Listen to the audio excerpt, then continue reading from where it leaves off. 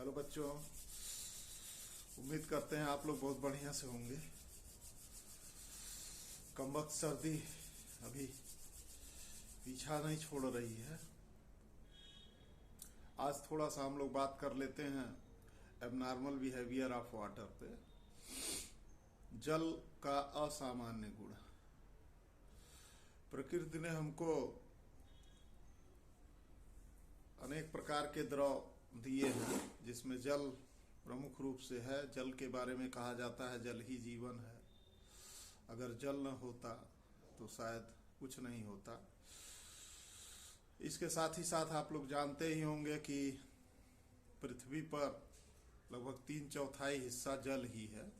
1/4 में हम लोग रहते हैं। जल के साथ क्या है, सभी द्रव जैसे जैसे ठंडे किए जाते हैं तो ठंडे होने पे उनका आयतन घटता है। लेकिन जल के साथ क्या है कि जल को जब आप ठंडा करते हैं तो ठंडा करने पर जब जमने की स्थिति आती है तो इसका आयतन बढ़ जाता है। और जो एबनॉर्मल बिहेवियर में आ जाता है, जो असामान्य गुण होता है जल का।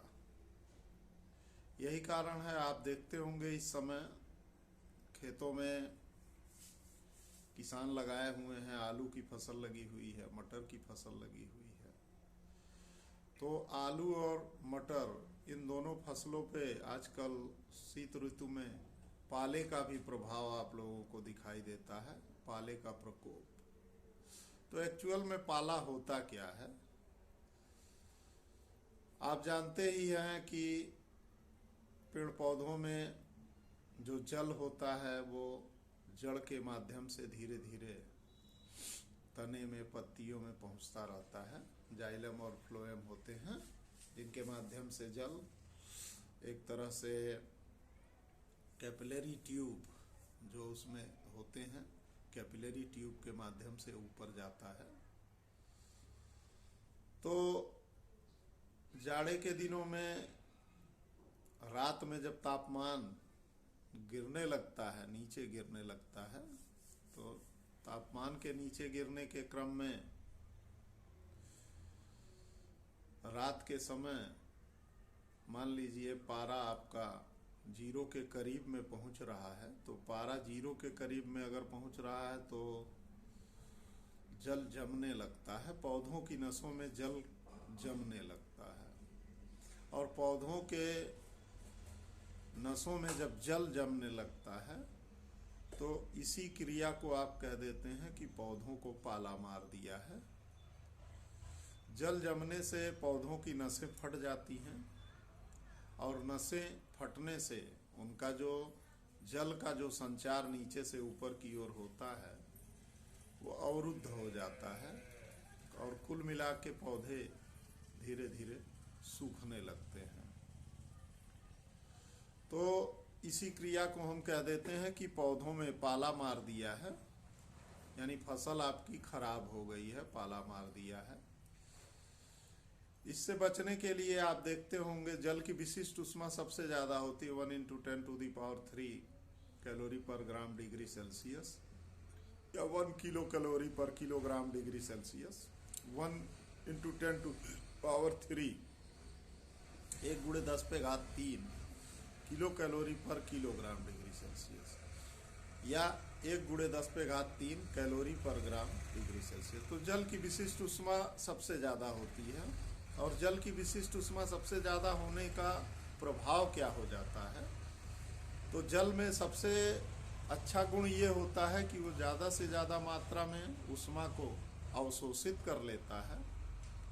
और जो पदार्थ या जो वस्तु जितनी ज़्यादा ऊष्मा को अवशोषित करती है वह उतनी ही ज़्यादा ऊष्मा को उत्सर्जित भी करती है। तो जल जब खेतों में लगाया जाता है, आप देखते होंगे ठंडी इस समय है तो ठंडी में खेतों में किसान पानी चलाते हैं, मटर के पौधों में, आलू के पौधों में। तो पानी चलाने से होता क्या है कि रात के समय चूँकि मौसम ठंडा होता है तो मौसम ठंडे होने में जल जो है आपको बताया गया ज़्यादा से ज़्यादा ऊष्मा अवशोषित करता है। तो रात के समय वो जो ऊष्मा अवशोषित किया हुआ है तो रात के समय वो ऊष्मा उत्सर्जित भी करता है, और ऊष्मा उत्सर्जन की क्रिया से पाला या टेम्परेचर जो गिरता है, पौधों की नसों में जो जल है उसका जो टेम्परेचर गिरता है, वो गिरने की जो दर होती है वो वहां तक नहीं पहुंच पाती है कि जल जमने लगे। तो इस तरीके से अगर हम फसल में अपने पानी चला दे रहे हैं तो पानी चलाने से पाला लगने की संभावना भी कम हो जाती है। आजकल फसलें वैज्ञानिक युग के हिसाब से चल रही हैं, तो आप देखते होंगे किसान भाई हमारे पाला से बचाने के लिए तमाम प्रकार के केमिकल आ गए हैं मार्केट में, तो उन केमिकलों का भी छिड़काव कर रहे हैं फसलों में। आप देखते होंगे छिड़काव वाली जो मशीन होती है स्प्रे, उस स्प्रे से उसमें दवा डाल के स्प्रे किया जाता है। तो हमारे कहने का मतलब ये है कि जल जो प्रकृति ने हमको दिया है वो एक तरह से वरदान है, क्योंकि जल का यही सबसे बढ़िया गुण है कि वह ज़्यादा से ज़्यादा ऊष्मा अवशोषित भी कर लेता है और ज़्यादा से ज़्यादा ऊष्मा उत्सर्जित भी करता है। तो यही जानकारी आप लोगों को हमको देनी थी। अगर जानकारी आपको अच्छी लगी होगी तो वीडियो को लाइक कीजिएगा, कमेंट कीजिएगा, शेयर कीजिएगा और चैनल को भी सब्सक्राइब कर लीजिएगा, अगर ऐसी जानकारी आप लोगों को आगे और भी देखना